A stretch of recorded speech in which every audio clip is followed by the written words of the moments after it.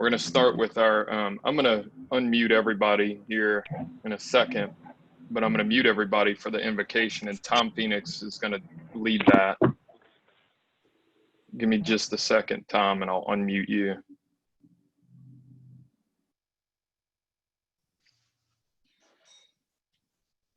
There we go. Okay. Good. Thanks, guys, and good morning, everybody.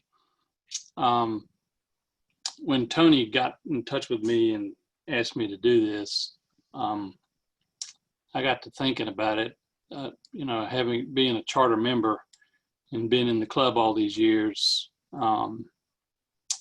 know, I've done this invocation thing about a dozen times. So this time I thought I would do something different. You know, we're not at the hotel and we're not having breakfast, and doesn't really seem appropriate to say grace over a meal. So I went digging around and I actually found some invocations and some thoughts that were used at Rotary Club meetings. And I found one I liked a little bit, and I pulled it down, and then all apologies to whoever the original author was, edited it and rewrote a lot of it. So anyway, let me share this with you. With our friends beside us and no person beneath us, with the bonds of Rotary between us and our worries behind us, with our goals before us and no task beyond us, with our thirst for knowledge and our dream for a peaceful world free of disease and free of fear, we are now very thankful for our Rotary friends and the time we are about to share together. Thank you. So I guess now give me 1 second.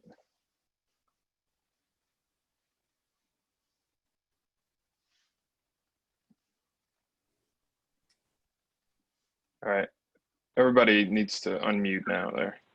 Okay. So now we do the pledge, right? Yep. Yeah. Pledge allegiance to the flag of the United States of America, to the republic which stands one nation under God, indivisible, liberty and justice for all. In the four-way test of the things that we think, say, and do. Is it the truth? Is it fair to all concerns? Will it Will it build goodwill and better friendships? Will it be beneficial to all concerned? Thanks, guys. Thank you. So I'm going to kick it off here. This is our new banner for the year. So this is a 2021 year. Our Rotary International president is Holger Knack, and the theme is Rotary Opens Opportunities. Hopefully we get to use this banner in person at some time in the near future. There was some miscommunication with dues. We're thinking we might get back to live meetings in August.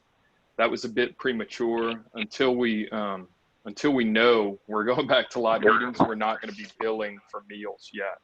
And if we do go back to it before the quarter ends, then we'll do a special billing just to make sure everybody is paying for their meals. I'm going to go ahead and mute everybody just for announcements, and I'll unmute the people that need to talk, just to keep us from having bleed over.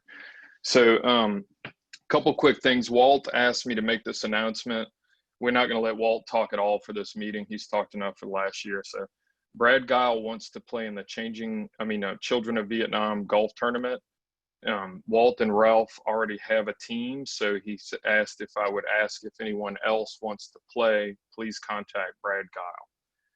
Also, I have a bit of a sad announcement for our club. We do have 2 club resignations. Tom Nelson and Ken Kinka have both resigned from the club.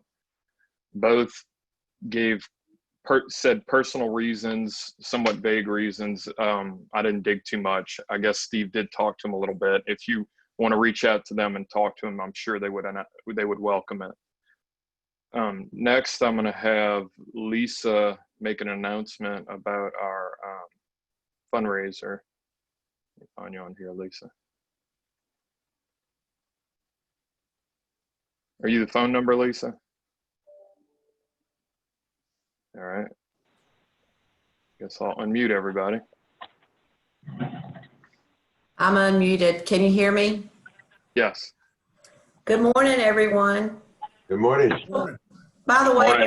before I talk about the fundraiser, was the email, I took somewhat of a shortcut in sending the program announcement with the login. Was that? It may have been a little different format, but I took an easier way to do it. Was it okay with everybody? It worked, Lisa. I didn't. Cool.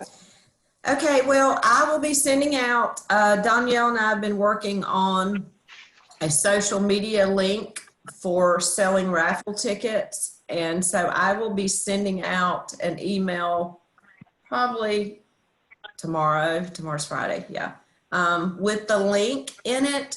And so what we've decided, and we've talked about this for a couple of different meetings, but I will be sending a list of the sponsors, the current sponsorships, and I also will be sending the link in the email for you to put on social media and direct folks to the Gate City Rotary website to buy raffle tickets. And so there's an option of either writing a check for $300 and getting 15 raffle ticket chances, or selling. And we would love for folks to try to sell tickets online. $300 is a minimum. For those that have already committed to a sponsorship, I want to hear back from those folks whether or not you want the money back or want to just donate it to our charity, our fundraiser. So we have, I think we had collected about 12 or 13,000. We should have about 15 or 16,000 in sponsorships. So if we could all sell some raffle tickets, we probably could net about where we were with fundraising last year. And we also, Danielle and I are working, and Tom Richardson are working on a fun outdoor event that could possibly raise money for our club sometime in September. So just look for the email, and thank you for all the patience while we've tried to navigate and be flexible about what to do. And we hope to have a celebration sometime in the fall. That's it. Thank you, Lisa. Just remember, everybody, this money goes to fund a scholarship that we should be awarding. We've been working on this for about 15 years or so, socking away money, and the scholarship should be awardable in the next year or so. So if we can push a little bit over the next couple of years, I know it's not the easiest fundraising, we might be able to get to that level where we can start awarding that scholarship. I'm going to call on Rick now to do our birthdays and anniversaries. Yes, sir. Glad to do so. Kind of a short list this week. Rusty Hoffman has a birthday coming up on the 11th. And I don't see, is Rusty here today? If you guys run into him, tell him happy birthday. And Tom Nelson and Julie had a wedding anniversary on the 7th. So that was that. And then we've got a club anniversary coming up on 7/12. And anybody know who that might be? Mr. Rabondo. Hey, guy, I think on the 12th, you have an anniversary coming up of the club. Yeah, keeping up how many years? 13, I think. Yes, sir. 14. 13 big ones. Be your lucky year. All right. And that's it for today. Short list. Thank you, Rick. You're welcome. next I have an announcement. The board meeting will occur next Tuesday. We're going to limit it to the 10 people on the board just for safety. I have asked all the people that attend to bring a mask and wear it. With 50,000 new cases of coronavirus a day, we all have to take some precautions. The other thing I would ask is, please suspend your politicizing of that safety thing and just do what's smart so we don't spread it anymore, especially with the risk amongst club members. Next, I'm going to ask Billy if he can make an announcement about our next service project, the blood drive.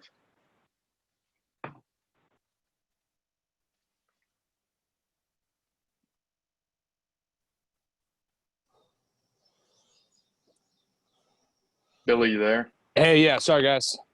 So it is coming up next Thursday. And we have currently 11 of the 36 slots filled. We committed to 20. So 36 is open for, dropouts, last minute changes. Something comes up. So we really need to try to get at least 30 people signed up. It doesn't have to just be people from our group. If you know people who donate blood, family, friends, send it out and have them sign up. But we're currently at 11 and it's next week. So we need some participants. I think we had 11 or 12 just at our last board meeting that committed. So I'm going to wait and just take whichever open spots still available at the end. But please do jump in there. If you have a problem signing in or finding that, I know there was some lag time with a couple of people trying to log in and pick a slot. But if you can't sign in, send me a note. Let me know what time and I'll log you in for you. Thank you, Billy. So Matthew sent, you guys will be happy to know, Matthew sent me a long list of service projects for next year. So we'll have some other things in the pipe. Currently, that's the only thing we have. So if you want to do a valuable service, there is a shortage of blood. So please sign up for that. We are way short of the number of people we committed. And remember, just to add to that, I don't think Billy said, when you're donating blood, you get a free COVID antibody test. So that's another positive reason to consider donating. Yep. All right, that's all of the announcements I have. I'll ask Buster if he'll go ahead and do our happy dollars. Happy dollars, hey baby, woo! I know we got plenty of them today. I've got a happy dollar. I want to thank Jim and Sue Kennedy for allowing me the opportunity to both sell their beautiful Woodland Hills home and have them help them purchase their very handsome townhome, and very grateful. I think the club gets 3% of that. Am I not? We're like a co-broker. That's what you get for thinking. Okay. No, it's just me, Buster. I get the 3%. Oh, okay. All right. And I'll do a happy dollar for that one. Yeah. All right. How much do we get for carpet sales, Buster? Yeah. Hey, I got a happy dollar. Thank you, Walt. Sounds like somebody you were in the pool with reached out to us about storing some pallets for Goodwill. So thanks for that reference. Oh, that was you. He said it was Walt. Well, maybe Walt did too. Okay. She said somebody else recommended you. So, but anyway, I did too. All right. Well, I guess I owe 2 happy dollars then, Buster. Don't try to shortchange me. There you go. Actually, I get to add on. I do also want to thank the Chris Justice Rotary Club for facilitating that transaction.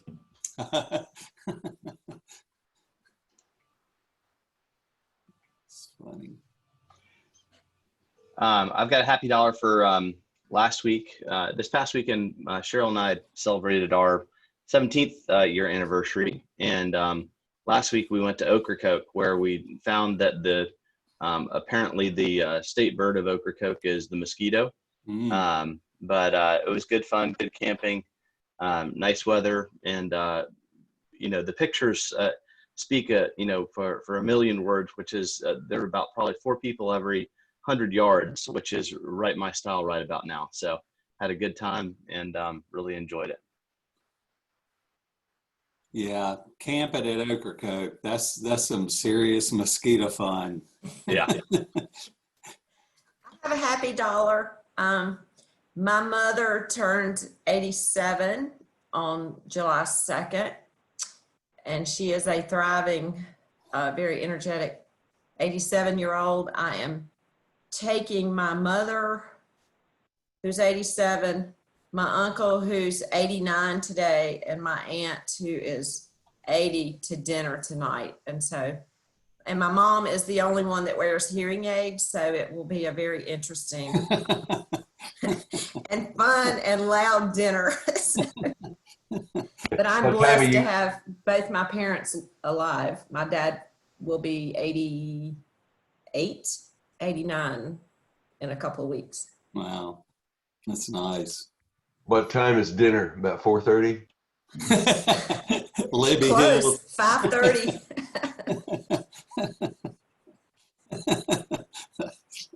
I got a happy dollar, Buster. My 94-year-old mother, she's in friend's home nursing care. Of course, I can't really see her face to face, but yesterday I did get to meet her at a doctor appointment at Greensboro Orthopedic, or whatever they call it now, John Nossick's old place. And she had broken her hip back in the spring, and it's completely healed. Wow. Bone, everything. And so it was good to get to see her. And then that's the last time we'll need to see that doctor. So great visit. Nice, nice. Well, Buster, I've got a happy dollar. It's kind of sad, but happy to honor the life of one of the great Rotarians of this city, Buddy Weil, our dear family and longtime friend. He would have been 95 in a couple of weeks, but he died last week, and he was a real champion for our community and a past president of Greensboro Rotary and a longtime friend of our family. And so in his honor, we'll post one up there. A lot of folks around here and in his club were familiar with him and his good work. Absolutely. I saw where his father was a charter member of the Greensboro Realtors Association. It's Charlie Weil. So. Yes, and I want to say his father was also a charter member of Greensboro Rotary. Oh wow! At about the same time. So yeah, a real daddy rabbit there.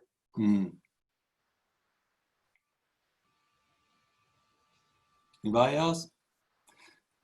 Well, I've got a happy dollar, and this one actually is going to be 20. So $20. So Father's Day, I'm opening up my Father's Day present from my daughter Audrey, and she gives me this. I pull out this thing, and it's this really great T-shirt. Y'all can see that, right?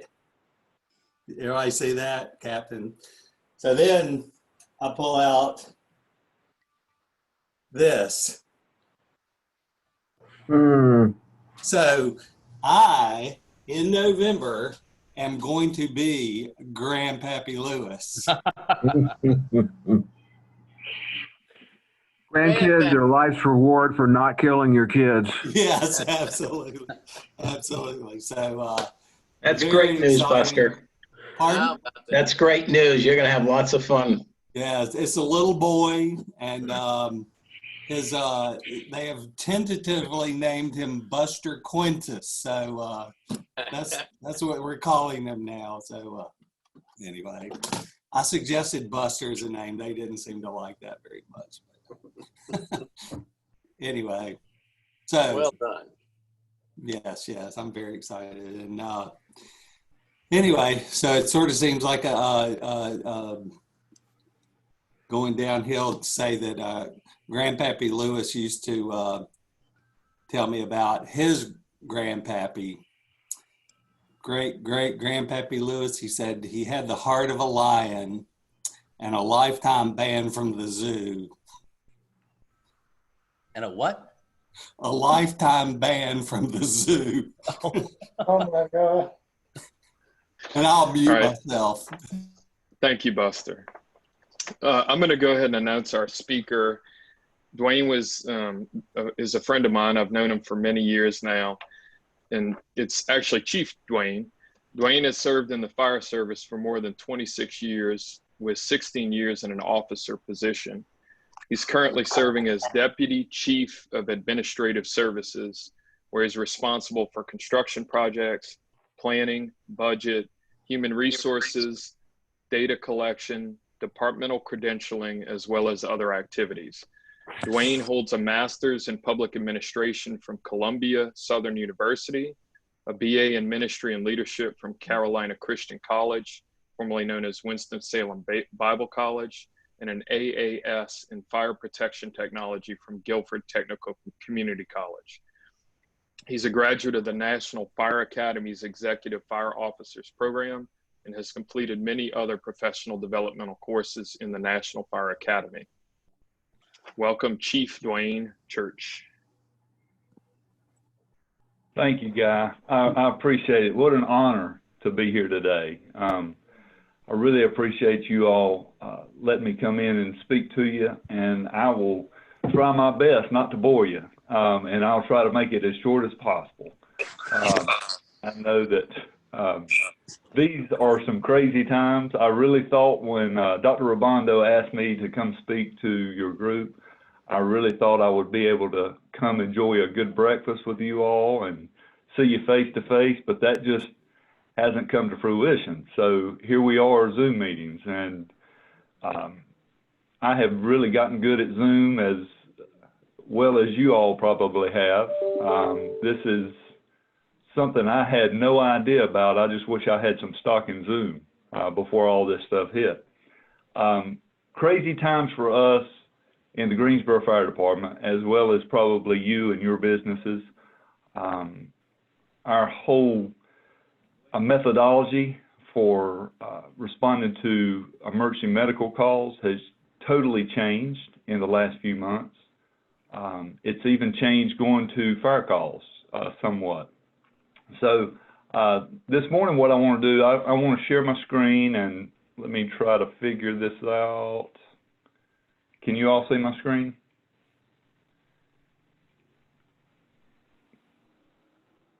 No. No? Oh.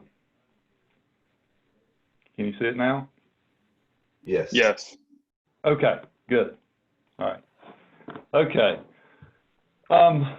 Basically, what I want to talk about this morning is just a brief overview of the Greensboro Fire Department, what we stand for, what our mission, vision, and really what we're all about. So I'll just basically say our mission is really to serve people. That's basically what we're here to do. And we serve those who are entrusted to our care. And what that means is not just the residents of Greensboro, it's also the visitors to Greensboro, people who are traveling along the highways who just happen to come through our fine city. So we want to serve all of those people. And our vision is to be, basically, to sum it up, to be the best that we can possibly be. And we want to be the most professional, premier fire department that exists in the state of North Carolina as well as the United States. The core values that we live by are, I would hope that every firefighter, if you see a firefighter outside, ask them what their core values are. I would hope that they would know what those are: honesty, integrity, stewardship, and respect. We live by those. We preach those, and we have very high expectations of all of our firefighters. One thing that we're really proud of is the demonstrated performance that we have within the fire service in America. We are widely known, not only in the state, but across the United States because of our demonstrated performance, which every fire department in the United States is graded every 5 years by the insurance agency, who will come in and they will grade on a scale from 1 to 10. Very few fire departments across the nation are Class 1, which is the highest rank you can get. We have been a Class 1 fire department since 1992. So we're very, very proud of that, and it's not an easy task. 2017 was the last time we were evaluated, and this is something that is not given out very easily. So what they look at is they look at our water capabilities within the city of Greensboro. They look at our communication capabilities with our 911 system, and then they look at our fire service, at the equipment that we have, our response times,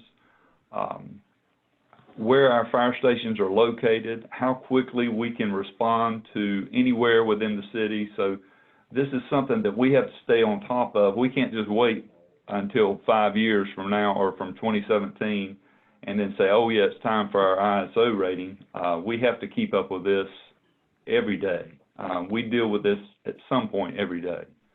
We're also internationally accredited, much like universities, hospitals, and all kind of other businesses have an accreditation. The fire service also has an accreditation. So we have earned our accreditation. We were the first fire department in the United States to earn accreditation back in 1997. So we have kept that accreditation. We have been reaccredited 5 times, and we were the first fire department to be a Class 1 ISO rated, internationally accredited fire department. So we're really proud of that, and each of you should be proud of that also, because we try to demonstrate that we are very professional. Who are we? Basically, we have about 584 employees, and this is the breakdown. A lot of people wonder, if you've been in the military, you know the chain of command. Well, this is our chain of command, and this is really how it goes down. You have 1 fire chief, and then we have 3 deputy chiefs, 7 assistant chiefs, 23 battalion chiefs, and this is kind of the rank order that we go down, as you can see there on the screen in front of you. So a total of 584 employees that we have in the Greensboro Fire Department. Here's just a snapshot of our executive staff. The fire chief, Bobby Nugent, who has been with the Greensboro Fire Department for 42 years. So he's been here for a long time, has a lot of institutional knowledge, and we always seem to go to him with questions that may pop up that he has faced before. So we really hate to see him leave our organization whenever he does. So a lot of knowledge there. And then you have 3 deputy chiefs, which is Deputy Chief Mike Swells, who is over support services, myself, who is over administrative services, and then you have Deputy Chief Jim Robinson, who's over our emergency services division, and we'll go over all 3 of those divisions. The emergency services division is our largest division. This encompasses approximately 500 of our employees, and these are the guys and girls that you see out in the fire trucks, that you may see at the grocery store, that you may see on a emergency incident. So in Greensboro, we have 26 strategically located fire stations within the entire city, 24 engine companies. And what an engine company is, if you see a fire truck and it doesn't have a big ladder on top of it, that's an engine company. And it holds about 500 gallons of water. And what it is basically used for is to extinguish the fires. They have the capability to hook up to those fire hydrants that you see along the streets. And then we have 11 ladder trucks.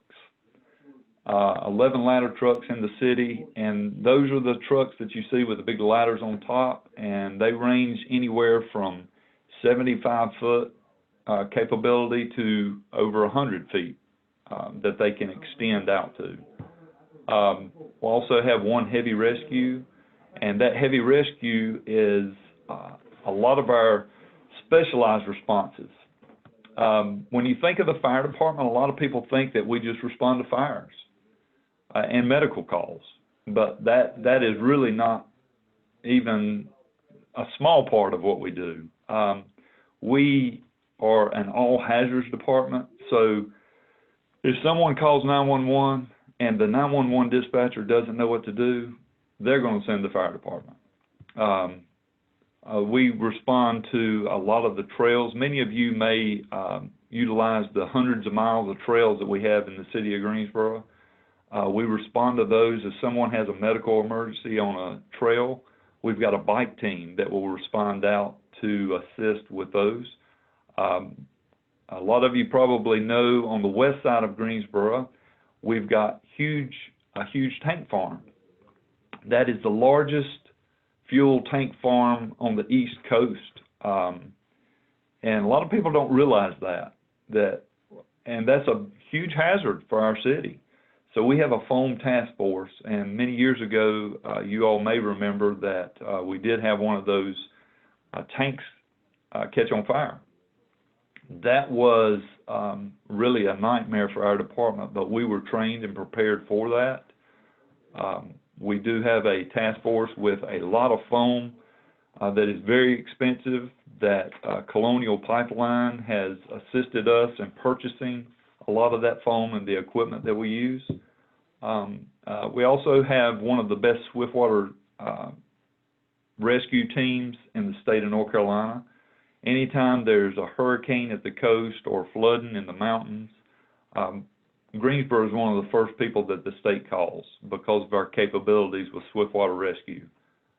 We have many of the Zodiac boats, which are the rubber boats that we use for rescue. So we have very good capabilities with that. Also high-level response. If you have a high-level rescue, a trench rescue, you can think of any hazard and we will probably respond to that. So a lot of capabilities in our emergency services division. A lot of people ask the question, I called 911 and I asked for an ambulance. Why in the world did the fire department respond? Great question. Well, like I told you earlier, we've got 26 fire stations that are strategically located within the city. And with our accreditation, we have to be able to respond 90% of the time within 6 minutes to anywhere in the city. So that's why we have fire stations spread out so strategically throughout the city. EMS, the ambulance, they only have about 5 bases in all of Guilford County. So we have many more fire stations than there are EMS bases. So most of the time we can arrive to a residence much faster than EMS just simply because we're closer. All of our firefighters are EMT trained. We do have some firefighters who are paramedics, but those paramedics cannot really practice paramedicine when they're at the fire station because we're not allowed, our medical director will not allow us to carry that equipment. But once EMS arrives, they can utilize their some of their paramedic skills. So last year was a crazy year, as I said before. Last year we wrote about 39,000 calls. Well, you would think with the coronavirus that our call volume would be up, but the opposite really happened. With COVID, our call volume dropped. And one of the reasons for that, there were a lot of people that did not want to go to the hospitals because they felt like they would become infected if they went to the hospitals. So our CPR rate went up because people were hesitant to call. So sadly, a lot of people died in their home over the last few months because they did not want to call EMS or the fire department due to a medical emergency. They were just too scared to go to the hospital. So our medical calls went down. Now with the opening back up to phase 2, we have seen those call volumes go back up. We are still not at the rate where we were. The year before, 2018-19, we responded to about 42,000 calls, so we were down to about 39,000 calls. About 70% of our calls are medical calls that we respond to. So you can see in the screen in front of you, that's a basic breakdown of what our call volume looks like.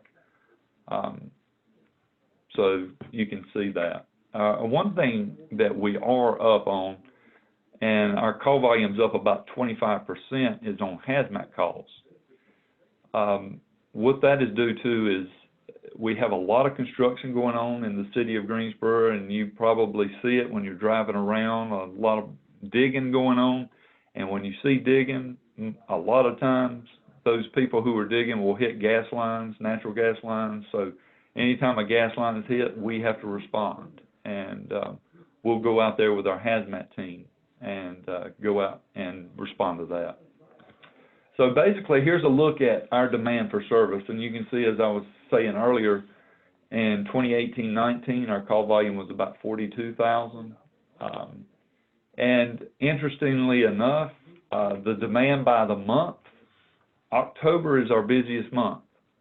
And one reason for that is because that's when it starts getting cooler outside. Everybody starts cutting on their heating system and their HVAC system. They turn that on, and a lot of times we get calls because those HVAC systems have not been serviced. Maybe they're dirty, there's some dust on it, and when they cut it on, people start smelling smoke. They'll call for the fire department. Some people start having fires in their fireplace. But the 30% of our fire calls are due to cooking. And that is not really a Greensboro number. It is true for Greensboro, but nationwide, about 30% of all fires are due to cooking, and they start in the kitchen area. So you can see the demand by alarm hour. We are responding at all times of the day. So our firefighters work a 24-hour shift. So they'll be here, they start work at 8 o'clock in the morning, and they'll get off work at 8 o'clock the next morning. So they work for 24 hours, and then they're off for 48 hours. So they have, as many of you probably know, a lot of firefighters have part-time jobs. Those 2 days that they're off, they'll be mowing grass or doing all kind of other jobs that they may have. But usually when they're here at night, they're going to get up a couple of times during the night, no matter what station you're at. Some of our busier stations, they don't get much sleep at all. Some of our stations close to downtown, they run 10 to 12 calls a day. So there's not many hours that they're able to sleep. It is a dangerous job. Since 2016, there's been about 241 firefighters who have lost their life in the line of duty. So far this year, there have been 41 firefighters who've been killed in the line of duty. So we normally, fire departments across the nation will average about 100 firefighter fatalities per year. That number, thankfully, has started to drop. So I've looked since 2016, I think 69 was the most we've had since that date. So we are getting better. Of course, 9/11 was a tragic date for us. There were 343 firefighters lost just at 9/11. So those numbers were a little skewed in that year, in 2001. But in the Greensboro Fire Department, we have lost 4 firefighters in the line of duty. Jesse Gray was lost in a line of duty in 1969. Obviously, that was before I was on the fire department. Raymond Cockman in 1987, Jackie Beard in 2002, and Will Cavanis in 2011. So this is something we try to always memorialize our firefighters who have been lost in the line of duty and remember those. And whenever we have a training class, we try to educate our firefighters about these 4 heroes and what they meant to our department. Our Fire and Life Safety Division. Some of you may deal with our Fire and Life Safety Division, our inspectors. We had over 12,000 inspections completed last year. That number is a little bit skewed because once COVID hit, the business is closed, so our inspectors stopped. So they didn't have anything to inspect because everything was closed. We are trying to catch up now. July 1st is the new fiscal year, so we are now trying to catch up and get caught up with some of our inspections, but nothing we can do about the COVID, nothing we can really handle there. We did have our inspectors. We're trying to do some education, and really what we did, we took our inspectors, who are all sworn firefighters, and once COVID hit, we put those inspectors on the fire trucks, and they started working a 24-48 shift to help with some of our sickness and some of the firefighters who were out with their families. We utilize them on the fire trucks, so they stayed busy throughout. Community service. We always try to get out in the community. This is something that we really put a lot of effort into. Our public fire educator, once again with COVID, the schools were closed, so the education really stopped. We didn't have anywhere to go, so our public fire educator has made a strong stance on social media and tried to make a lot of YouTube videos to keep this education going with our kids and with our adults also, with kitchen safety. And you can see basically what we did in 2019-20 before COVID hit us and kind of slowed us down. So we're very, very active in our community with that. And just here's some pictures of some things that we do. We have a camp that we normally have here during the summer, our fire camp that we're not going to be able to do this year. But as you all probably know, kids just seem to love firefighters. So we try to pick up on that, and our firefighters, including myself, are just a bunch of kids anyway. So we love getting down on the kids' levels and talking to them. This is something we really enjoy doing. The support services branch in the planning division, and this is kind of my area. This is more of a strategic planning area that I supervise here. We've got our in-house GIS analyst that we utilize quite a bit to look and make sure that our stations are strategically located. We are constantly looking at our response times, looking at our dispatch times to see how fast we're getting out of the station, and lots of data that we look at. And Dr. Robondo's neighbor, Todd Tuttle, does a lot of this. He is one of the best in the state as a data analyst, and he is really self-taught and has really led our planning division across the state. Our logistics division, like I said, we've got 584 employees that we've got to outfit with equipment, and it costs quite a bit of money to outfit each firefighter with uniforms, their SCBA that they have to wear inside of a fire, all of their protective gear and equipment. This becomes very expensive, so we have to have someone in there that can manage a budget, someone that can manage the logistics of it. So Kevin Key is our logistics captain who oversees all of this and does a fantastic job. We also have our own garage. We're the only department in the city of Greensboro that has our own garage. There is a city garage that all the police department and every other garbage trucks, they all go to that, but the fire department's fortunate enough to have our own garage because the specialties of fire equipment and fire apparatus. So our fleet maintenance division is very, very good.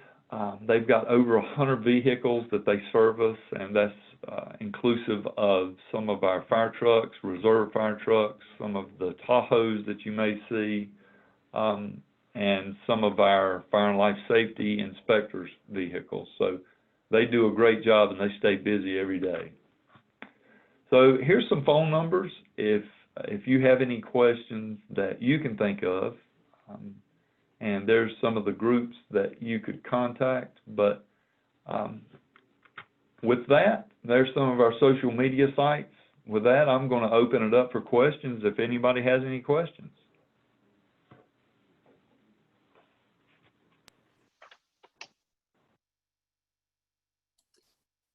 As a owner of a business and warehouses, I've been been able to host your inspectors many times in 40 years. And my favorite joke was, what's the difference between God and a fire marshal? God doesn't think he's a fire marshal. That's good. But I will say, it's, you know, in 40 years, they've never asked me to do anything that I thought was unreasonable. And I always appreciated their attitude and their pointing out things that need to be better. So y'all really do have a really good group of employees, and I really appreciate what y'all have been able to do. It's really, Greensboro should be really proud of their fire department. Well, thank you. I appreciate that.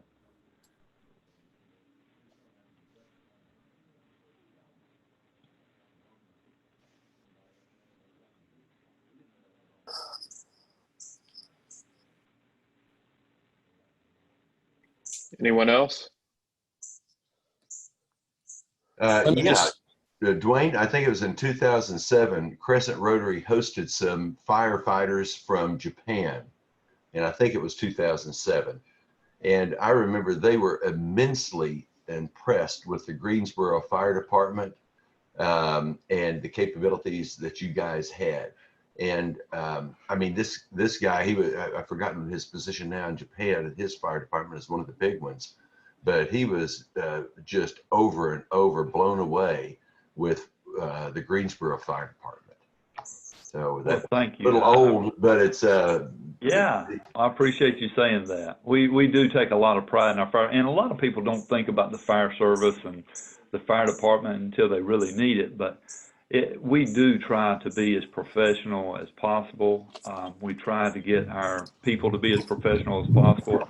Now, we do get complaints, and as Buster was talking about our inspectors, a lot of our complaints are about the inspectors because business owners don't want to do a lot of changing and have to spend a lot of money, which I completely understand. But I think once that our inspectors explain to those business owners that we're just trying to protect you and protect the patrons that utilize your business, they do comply and understand a little bit better. But we will not tolerate, as a fire department, disrespect, and anytime that if any of you encounter a firefighter that is disrespectful or not professional, we need to know it. And we do receive some complaints, but not very often.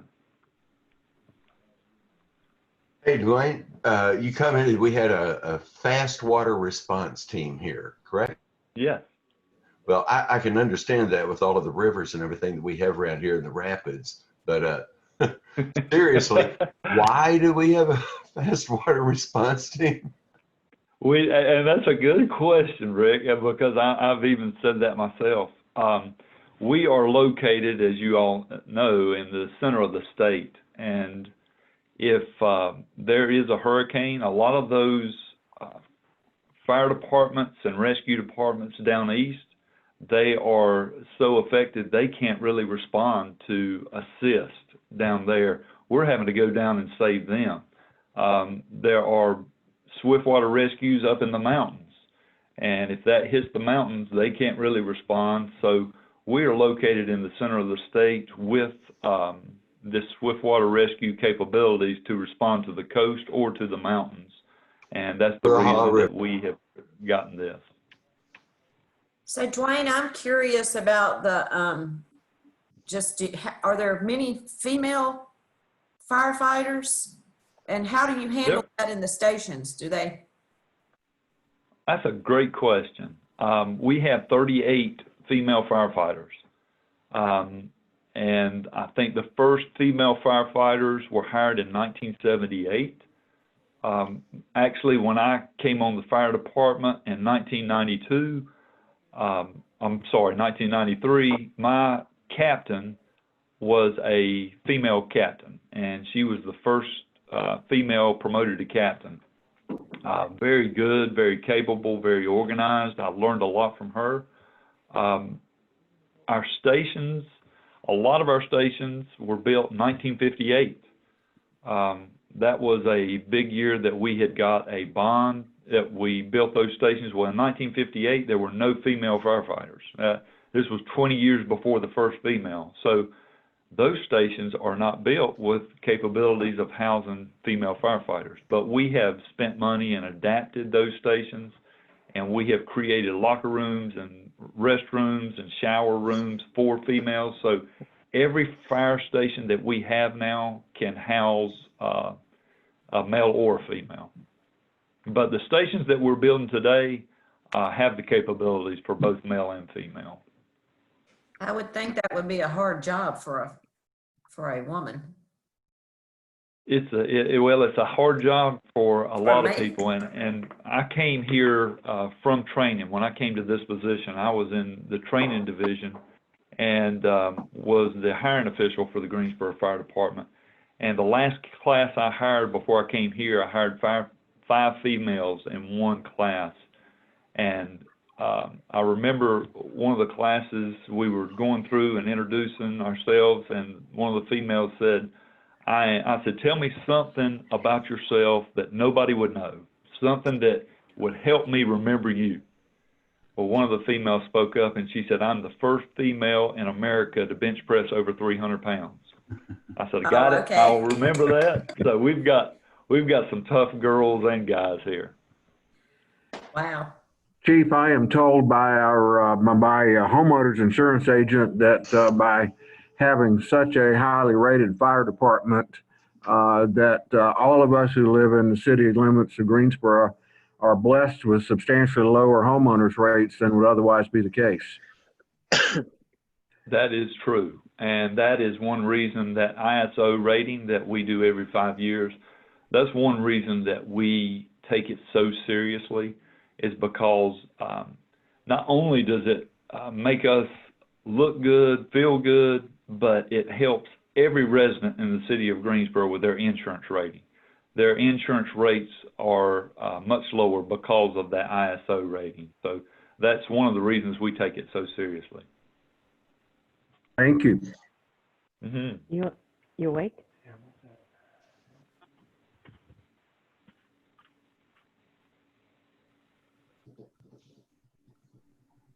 Well, I really appreciate the time that you all have given me to talk about the fire department today. And there are three things that I love to talk about, and I can talk about all day long. It's my family, my faith, and my fire department. So y'all given me one of those today. And if you want to call me back and let me talk about my family and my fire department, I'll come back anytime. Thanks, Chief. Mm-hmm. Thank you.